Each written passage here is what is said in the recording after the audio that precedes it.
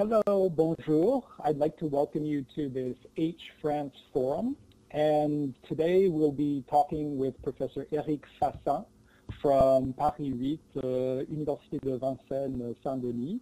We'll be talking with Dr. Fassin about the special issue of Contemporary French Civilization published by Liverpool University Press that's appearing at the end of 2014. Eric Fassin and Daniel Borio have co-guest edited this special issue, and the title is Au-delà du mariage, de l'égalité des droits à la critique des normes. And this particular special dossier started as a journée d'études at EHESS in 2013. And to give you some context, it was published about the same time that the Loi Taubira of 2013 also was passed. And also it serves as a response about 15 years later to Fassin and Borio's excellent publication from Presse Université de France 1999 called Au-delà du Pax, l'expertise familiale à l'épreuve de l'homosexualité. Bonjour, Eric, do you hear me? Bonjour, I can hear you quite well, thank you. That's great. Welcome, and we're so pleased that you're able to join us to talk about this special dossier. I just want to give our listeners a little bit of an overview of what is coming, and then we'll turn to a discussion of your lead article, which the listeners of H France will be able to access, along with the response piece that was written by Professor Carolyn Dean of Yale University. So the approaches that we see in this special issue are socio-juridico, political, economic, psychoanalytic, and philosophical. And in the introduction, Eric Fassin and Daniel Borio addressed the recent debate of the mariage pour tous, or la loi Taubira 2013. And the goal, as they say, is to repenser l'ordre sexuel et social, to rethink the sexual and social order. And in particular, we're seeing their discussion of themes of marriage, family, filiation, nation, and race. And the goal of this particular interview, I've said, is to discuss Dr. Fassin's lead essay called Same-Sex Marriage, Nation, and Race, French Political Logics and Rhetorics. Eric, I'm wondering if you could tell us a little bit, in terms of getting started, could you give us an idea for those who are not familiar with the terms of filiation, and you also talk quite a bit about sexual democracy in your essay, if you could give us an understanding of what you mean by these terms. Sure. Well, first, thank you for having this discussion. The first thing that I should point out is, as you said, this is work that has been going on for 15 years and more, because in fact, it's work that sort of follows what I call actualité. Actualité is a French word, but it's also a concept that can be referred to Michel Foucault. And Michel Foucault insists on the fact that actualité is the fact that the present is not outside of history. On the contrary, history is within the present. So working on actualité is trying to think historically about the present. Yeah. And it's a present that unfolds. And there's something interesting, which is the fact that for those of us who've been participating in this discussion, in this debate, but also trying to make sense academically of what was going on, it has been full of surprises. The first surprise was 15 years ago, the fact that people were so outraged by what seemed like a very modest reform, opening not same-sex marriage, but some kind of a civil union to same-sex couples. There was outrage at the time, not just on the right, but also on the left. Many worried that it would go beyond what was actually suggested, that is, that it would go beyond rights for couples, and that it would include filiation rights, that is, access to adoption, access to reproductive technologies for same-sex couples. And so the battle 15 years ago focused on filiation, that is the legal recognition of family connections between children and same-sex parents. what is interesting is that the same thing happened again in the last 2 years, that is after François Hollande was elected president. And as people knew that mariage pour tous, that is the Taubira law opening marriage to same-sex couples, would indeed become a reality. That's when you have a whole new mobilization focusing again on the issue of filiation. First, the law indeed includes adoption rights. But second, even though the law leaves out access to reproductive technologies, that has been part of the discussion. And finally, even though very few support access to surrogacy, whether for same-sex couples or for different-sex couples or for individuals, it's still very much part of the discussion. That is, fears about filiation have been central to the debate in France, both 15 years ago and today. And this is something that for me is interesting because, in fact, I think the same is not true in the U.S. In the U.S., the debate has focused, and that has been my argument for a long time now, on marriage itself. So there has been something that could be called a sacralization of marriage in the U.S., whereas there has been a sacralization of filiation in France. Yeah. And this contrast is what I have been trying to work on for quite a while now. Yeah. No, and I think that's the shift that you're talking about from, you talk about in your article, the shift from the secular and the anthropological roots of filiation to the biological and, in some cases, the religious secularization of filiation, and then using the U.S., as you have for a very long time, as a point of transatlantic comparison, looking at how marriage in the U.S. is and religious discourse about marriage is a nice counterexample to how child-parent relations and the family have become naturalized and sacralized, as you talked about in your article, and that Daniel Borillo in his essay talks about the natural order and how biology plays a role in that today in 2013 in a way that it didn't necessarily in 1999 with the pacts. I don't know if you want to, could you talk a little bit more about the shift between Sure. the political context or between the discursive formations during these two times? Sure. Well, the first difference that I would point out between the older debate at the end of the 1990s about so-called pacts, that is, the civil union, and the recent debate. The first difference is that today it's become a clear-cut distinction between right and left. 15 years ago, you had many conservative progressives, that is, people who, even though they were perceived themselves as progressives, insisted that they should be conservatives on these issues of gay rights. That was 15 years ago. Today, in fact, there's no such distinction. What you see is that the real political battle has been between right and left. But the terms have changed. The rhetorics that have been used are somewhat different, even though they focus on the same issue, even though it's still about filiation. One difference that I point out is that 15 years ago, people insisted that it was about culture, and culture defined in universal terms, hence the reference to anthropology. The anthropological foundations of society were the way people define the so-called symbolic order, that is some kind of eternal sexual order. That was 15 years ago. What is interesting is that in between something happened. The fact that marriage opened to same-sex couples in quite a few countries, starting with the Netherlands in 2001. And so it has become difficult to make a universal argument that makes it impossible to think about marriage for same-sex couples.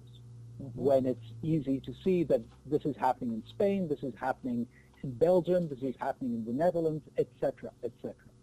So what I think has happened is that instead of having culture with a capital C as an argument, now it's culture with a lowercase c, that is our culture. So the argument is less anthropological and more, so to speak, ethnological. It's about us, the French, or at least more visibly so about us, the French. Yeah. Yeah. There's a second difference that perhaps I would emphasize, which has to do with the status of religion. In the late 1990s, at the time of the Pax, people were not referring that much to religion. Anthropology, psychoanalysis served the same function. There was no need for religion. And in fact, for example, when the Conference of Bishops in France mobilized against the Pax, they did so discreetly, but even more interestingly, without any reference to religion. That hasn't been the case recently in the last 2 years. On the contrary, what we've seen is how, in the name of religion, you had public interventions. For example, demonstrations, including public prayers. So, in fact, what is interesting is that today religion has become part of the debate in a way that was not the case 15 years ago. Today, secular France has become religious France. And my argument is that instead of thinking that this is the eternal truth of France, we should look at the historical context, at the political context that has made this shift possible. Do you think, what's interesting to me as an American is thinking about the role, the perception of psychoanalysis in France, not only in terms of the way psychoanalysis has kind of shaped what Camille Robsys has called the structural social contract, but also the way French people have this standoff position in relation to personal psychotherapy, for example. But what's interesting to me is I'm wondering, do you think that there has been kind of this unhinging of the grand narrative of psychoanalysis in France that hasn't happened in the U.S.? What I find interesting from Laurie Laufer's article, she actually makes the argument that using psychoanalysis not as a method for curing the individual in terms of their homosexual or LGBT identity, but actually psychoanalysis taking it from a queer perspective and the queering of social norms, helping people define their new narratives. Do you think that with the work of Laufer and the work of Eribon, who has also called into question the psychoanalytic model in terms of queering it, do you think France is pulling back in the other direction in terms of religious rhetoric in order to be able to remain relevant in the 21st century? I know that's a loaded, big question. Well, I think that, in fact, there's a difference, again, between 15 years ago and today. 15 years ago, when people invoked the law with a capital L, meaning Lacan's version of the law, it functioned quite well. Yeah. That is, people assumed that psychoanalysis could give universal, eternal truths. What happened, though, is that the law with a lowercase L didn't correspond to what psychoanalysts were saying at the time. That is, the Pax did not take into account what psychoanalysts had been saying. And this, I think, shifted the ground for psychoanalysts. This is what I have called l'inversion de la question homosexuelle, the inversion of the homosexual question, with some irony. In fact, this inversion started with psychoanalysis, which had to question what it was doing. That is, instead of thinking that the law should come from psychoanalysis, the homosexual question was turned against psychoanalysis. And someone like Didier Ribon, indeed, was a very harsh critic of psychoanalysis. He insisted that, in fact, maybe psychoanalysis had become irrelevant because it had been unable to take seriously these political changes. Yeah. I have been working for a long time with psychoanalyst Michel Thor, who's been very critical of psychoanalysis and in particular of Lacanian psychoanalysis, but he's been doing that from within psychoanalysis. That is, he's made an argument that we should rethink historically what psychoanalysis is talking about. That psychoanalysis has to think about the fact that the unconscious is not outside of history. And I think that the work of Laurie Lefebvre, as we see it in this issue, is part of that other tradition. On the one hand, of course, the most vocal psychoanalysts, both in the late 1990s, but also more recently, have been against new rights, both for women, actually, and for gays and lesbians. But at the same time, there's a sort of alternative tradition which has been gaining strength. And so I think within psychoanalysis, there has been a shift. And I think in French society more generally, psychoanalysis has, on the one hand, suffered from its engagement against facts 15 years ago, that is, it has lost authority. And indeed, this comes at a time when many question psychoanalysis in the name of other kinds of therapies that could depend more on behaviorism, or that could depend more on medications. But at the same time, it means that there has been an attempt at rethinking what psychoanalysis is doing, and forgetting this kind of religious version of psychoanalysis. I think what is at stake, whether we're talking about religion or psychoanalysis or anthropology, is the question of the status of a transcendent authority in public discussion. Yeah. My argument has been for a while that the democratic logic that has been growing and unfolding in our societies is precisely about that. It's precisely about the question of whether rules, laws, norms are defined by some kind of transcendent principle, which can be God or nature or the unconscious or tradition or even science. That's one vision of the social order, according to which it has a transcendent definition. But there's another version which is gaining ground, and that says that the social order, including the sexual order, is defined in an immanent way, that is not from above or beyond, but from within.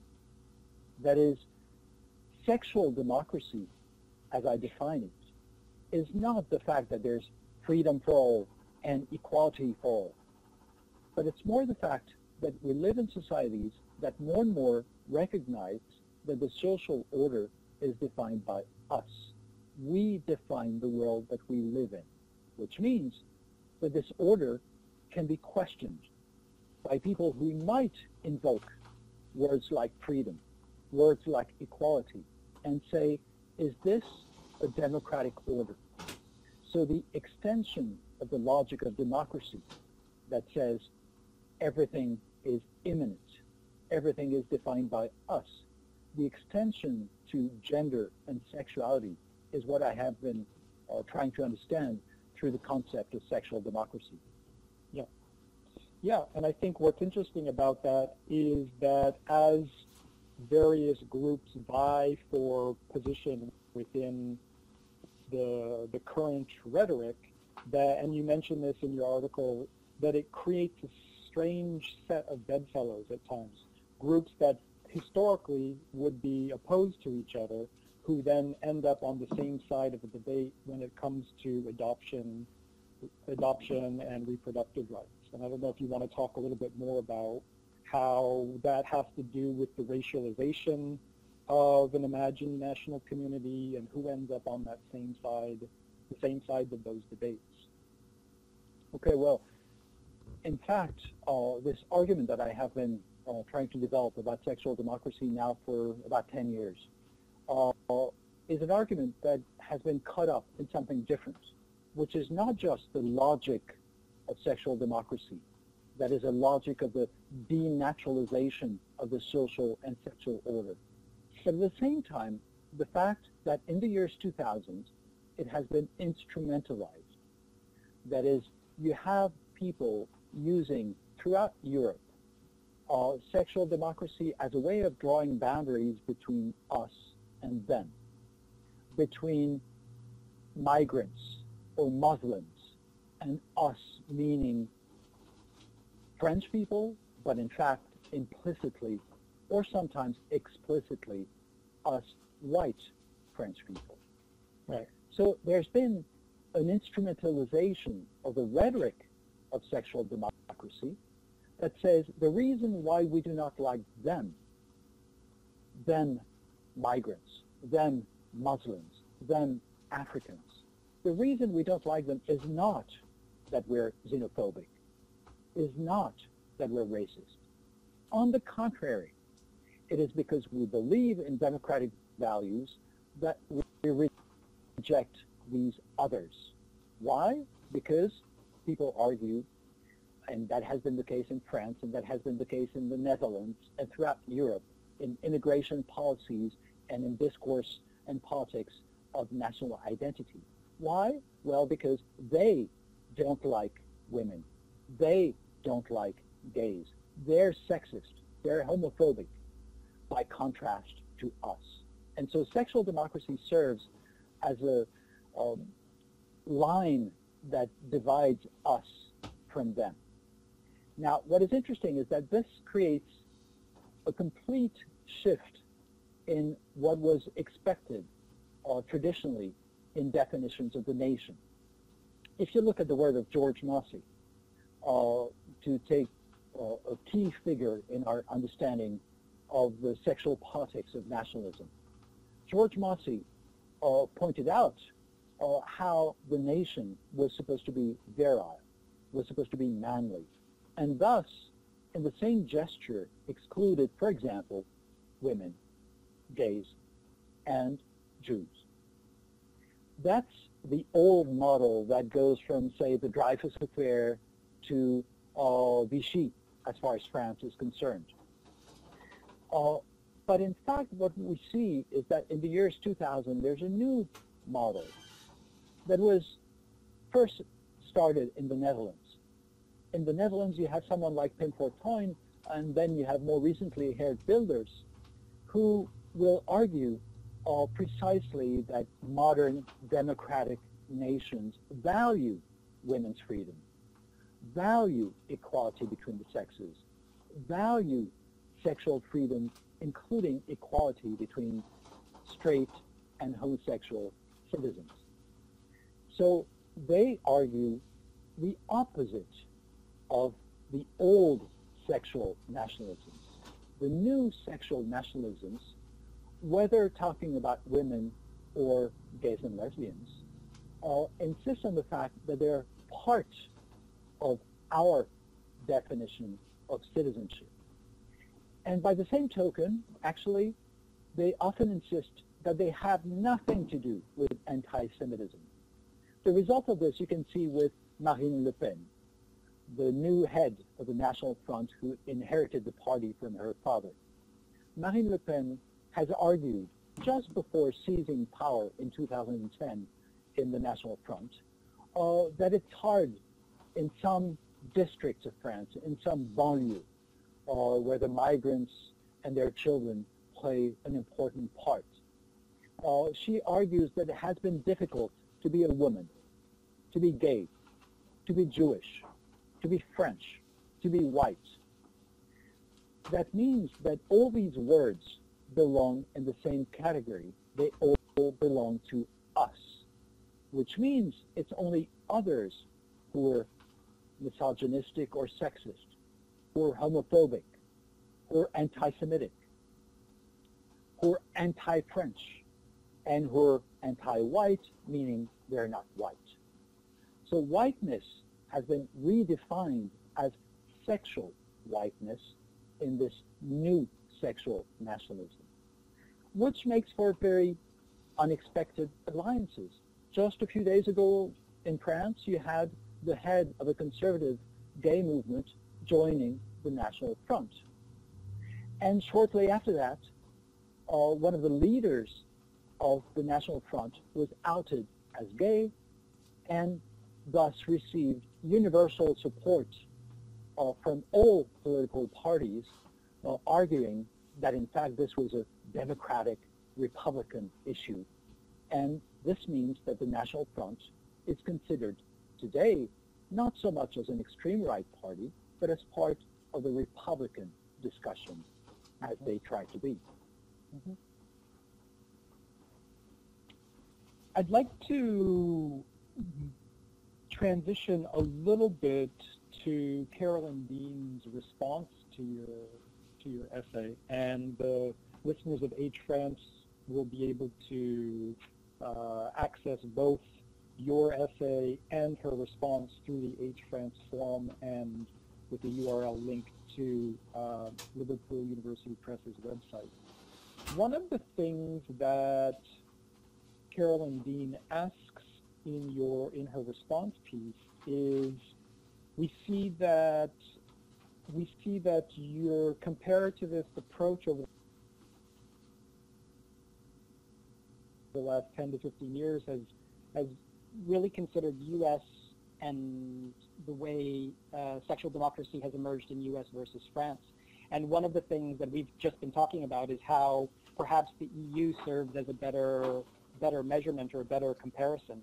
I'm wondering if you want to develop that a little more in relation to discourses on human rights in the EU, what you've been talking about in terms of sexual democracy. Yeah. Well, the question when we're drawing comparisons is what kind of a comparison we want to establish. And that's one reason why I've been focusing on France and the U.S., because it seems to me that if I want to be very precise about the comparison, I need to know relatively well both cultures and both societies. And so that's why I've been relying on this French-American comparison. However, indeed, it's not just about France.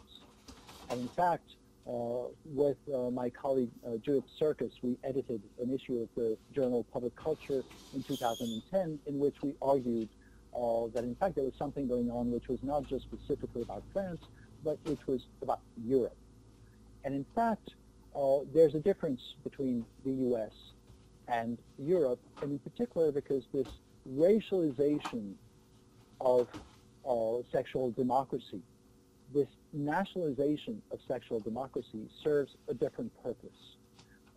In the U.S., it has justified imperialist moves, for example, going to Afghanistan to emancipate women. Whereas in Europe, it's been much more about preserving boundaries, about fortress Europe. So that's a distinction which I think is important between the American context and the European context. Mm-hmm. Now, if we look at the consequence in terms of race, I think that France is not exceptional. It's more like an example for what has been going on in Europe, in that the focus on filiation, I think, which is absent from the American debate, has been central in the European debate, and I think it has to do with the question of immigration. That is, how can one become French? How can one become German? How can one become European more generally? And that's where the question of filiation plays a crucial role. In fact, filiation, as I have pointed out, in French law, but I think more generally in Europe, does not just define the family. That is, who are my children? Who are my parents? It also defines who's French and who's not. So filiation is this connection between family and nation, which helps understand why it has been such an important issue. My colleague, legal scholar Daniel Beaulieu, with whom we co-edited this issue, has been criticizing for a long time the juridical thinking that has developed and that grants more and more importance to what could be called a biological definition of filiation, instead of relying on the civil contract that makes it possible to decide that it's not blood, but it's the choice of society and the choice of individuals that defines who belongs and who does not. Yeah. So he has been arguing in a critical way about this biological definition of filiation. And my own argument complements his in that I point out that it's not just about homosexuality and heterosexuality. It's not just a way of saying that homosexuality is against nature, which is indeed part of what legal figures have been saying for a long time. It's also a way of talking about the nation in racialized terms. It's a way of saying if blood is what defines the family, well, it's also what defines the nation. So there's a link between the debates about and against same-sex marriage, because they're not just about marriage, they're also about filiation, and most importantly about filiation.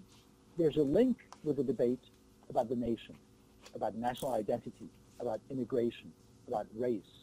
These are two directions that work together with the same logic, and according to which you have a natural order that escapes our immanent definition. So it's a resistance to sexual democracy, which has indeed not only nationalist, but racialist undertones. Yeah. And you do a nice job when you compare the U.S. and France in terms of making the distinction in terms of how citizenship is determined in the U.S. for immigrants, in terms of the jus soli versus the jus sanguinis in France. And I think that's a nice way to make the distinction that in France it really is discussions of blood and family, and Foucault said it best when he said the bourgeois sexuality was its blood, and in France that's certainly the case. And I wonder if we could then argue that in the U.S. the bourgeois sexuality is about its soil, in terms of being born on the soil. So I think that would be an interesting way to continue to pursue research in the future. One of the other things that Carolyn Bean does mention, and I think is that, and this is yeah. Oh, go ahead. No, I just wanted to point out that indeed you're right to mention Michel Foucault, because the notion of biopower, as has been pointed out by Anne Stoller for quite a while, is not just about sexuality. It's equally about race. And in fact, this is where the connection is not just about sexual democracy, it's also about biopower. And this is one of the arguments that I have been trying to develop in the last few years. Yeah, and just the way you end your essay in reference to Joan Scott's work on gender, and how gender is not only about biology, but it's about power, I think is a nice parallel to your work on sexuality and power, and how that's related to family and to nation. So then to pick up another question from Carolyn Bean's nice piece, she wants to raise the question of, and this is not necessarily a critique of your approach, but I think it's It's a critique of the way LGBT studies often goes, where women sometimes fall out of the discussions. But she raises the question of gender, and if we could talk a little bit more about why it is that you think that women in particular and lesbians are having so much trouble in terms of access to adoption and reproductive rights. Indeed, I think Carolyn Dean is right to raise this issue, and I'm grateful for her thoughtful comments on my piece. What I think is interesting is that once we say the debate has been on filiation, we might be tempted to consider that as one issue, whereas in fact there are different issues. And in particular, there's a contrast between access to adoption and access to reproductive technology. And that's a difference that has to do both with race and with gender.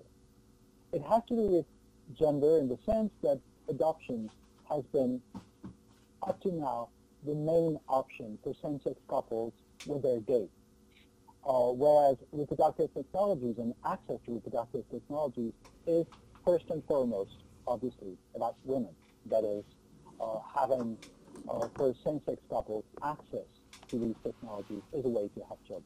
So, in fact, there's a very simple gender division between the issue of adoption and the issue of reproductive technology. But there's also a difference in terms of race.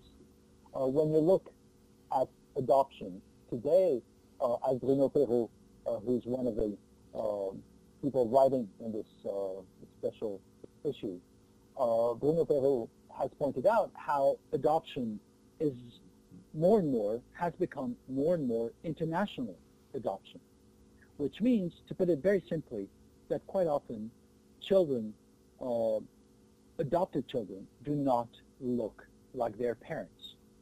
You might have white parents and children who are not white through adoption. This is not specific to France, but it's a major shift in the image of adoption. As a consequence, no one is under the illusion that the children, adopted children, are biological children. So the illusion of biology is not maintained in adoption because of international adoption. That's perhaps the reason, or so I argue, why it has been easier to accept the idea of opening adoption to same-sex couples, because no one thought they were supposed to resemble biology and that children were supposed to resemble their parents. The argument of verisimilitude has been absent from the discussion on adoption.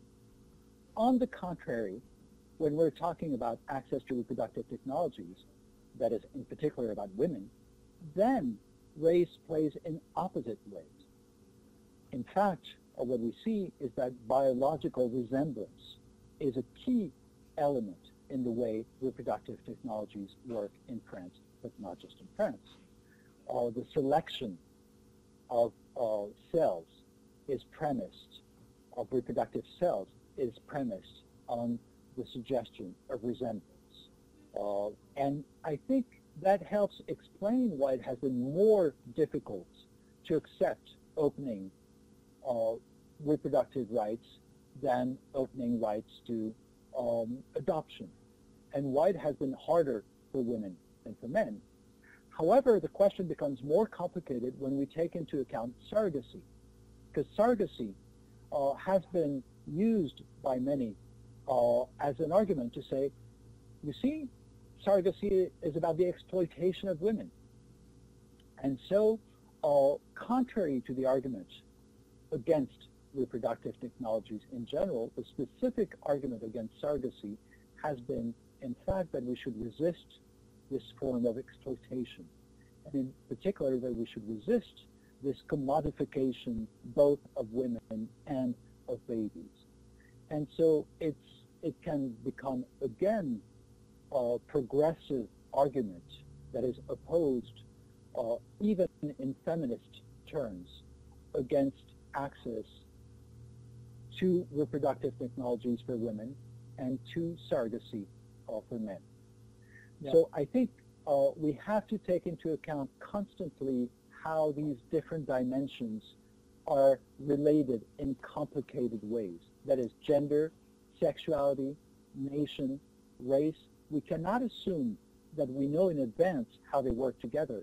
What we have to see is not just their common logics, but also the diverse strategies, the diverse rhetorics that have been used to combine them, and sometimes to oppose them, sometimes to reconcile them. And this is one of the things that I try to do, point out not just logics, but also rhetorics. Yeah, and one of the essays in the special issue by Bertrand Guillaume does a nice job of showing that what we consider to be freedom and an individual freedom is actually in some ways a negative freedom because of this notion of autonomy, but then for women that the mother then and the baby become like merchandise within a neoliberal economy. And so I think you're right that we need to see how these rhetorics and logics shift over time, how the notion of the other shifts over time, and that who we define as other, whether it's during the Dreyfus Affair, or whether it's during Vichy, or whether it's during the Pax debate, or now as we're talking about La Loi Taubira and Mariage pour tous, that other shifts metaphorically, metonymically, and that this language of hatred is kind of a moving target, and we need to know what the mechanism is to be able to create a resistance against it. If you had to qualify a language of hatred in 2013, what would you say that France's others are at the moment? Well, one of the arguments in my own piece, but I think it's not just about my work, I think it's something that everyone has been trying to grapple with in the last few years, is that we thought we knew how it worked, but maybe we don't. Let me take an example. I told you that in the years 2000, we had all this instrumentalization of sexual democracy that said that basically we were sexually modern compared to them. What we see today is that this is not necessarily true any longer. In fact, what we see is that you have someone like Nicolas Sarkozy who tried to be modern sexually in the years 2000, who's given up on that, and who says, when I return to power, I will cancel the Taubira law. So in fact, there's a hesitation on the right. Maybe sexual democracy is not such a good instrument, such a powerful weapon to use against them, against migrants. And in particular, because then you have some people who start saying, well, we have to make a choice. Is our main enemy the so-called theory of gender, that is the denaturalization of the sexual order? Or is our main enemy what writer Renaud Camus has called le grand remplacement, this great replacement of the white population by migrant populations? So what's the main issue? Is it about sex or is it about race? So depending on the answer, you get very different answers. What is interesting is that anti-Semitism might be one of the keys to understanding this ambivalent response. On the one hand, in the years 2000, many told us that anti-Semitism was something that belonged in the banlieue. It was about them. They, we were told, Muslims, Africans, were the ones who were anti-Semitic. But today, what do we see is that once you start having a new focus on gender and sexuality, then it's possible to try and establish alliances between us and them. And in particular, on the issue of anti-Semitism, what we see is that, for example, someone like Soral, Alain Soral, or like Dieudonné, they're interested in making alliances in the banlieue. They're certainly determined to maintain a kind of masculinist, homophobic version of the French nation, but they're also quite willing to make room in crucial ways for anti-Semitism. So in fact, I think these battles about gender, these battles about sexuality, are also battles about us and about them. That is, who do we count in and who do we exclude? So this is, I think, the battle today. It's who defines who's in and who's out. J'ai joué le rôle de l'avocat du diable. Hein? So then, is Eric Fassin in or out? And what I mean by that is, if we're creating alliances, and your own work engages an intersectionalist approach, and we know that the research on intersectionality grew out of a body of feminist legal scholarship, but also out of a queers of color critique that is very much an American-style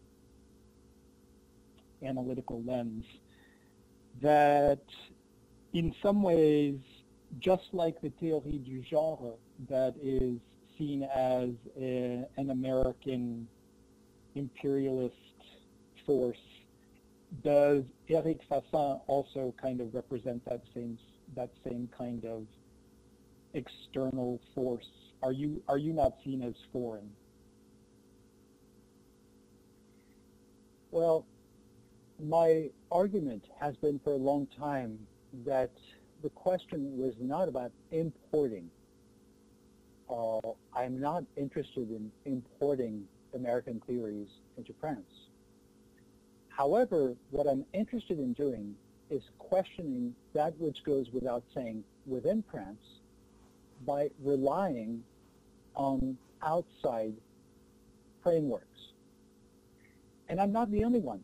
The way many people have started thinking about race in France in the last 10 years in particular has been through a detour, that is, going to the US or going to Britain or other countries, but just a way of taking a step back from the French context in order to see things a little bit differently.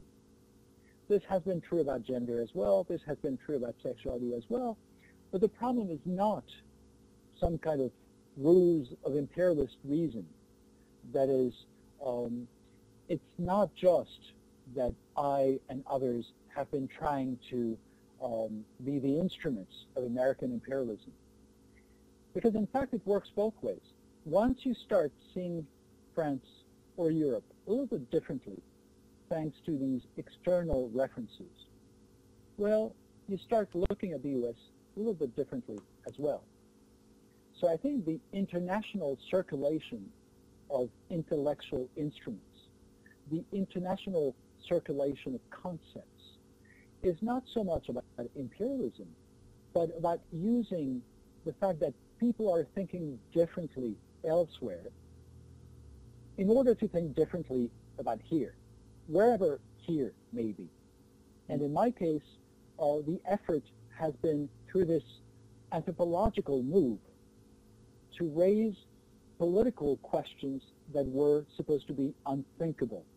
The point is not to borrow. The point is not to import. The point is to raise new questions and to make what was impensable, pensable, to make the unthinkable, thinkable. I think that's our job, which is both an academic one, but also a political one. Yeah.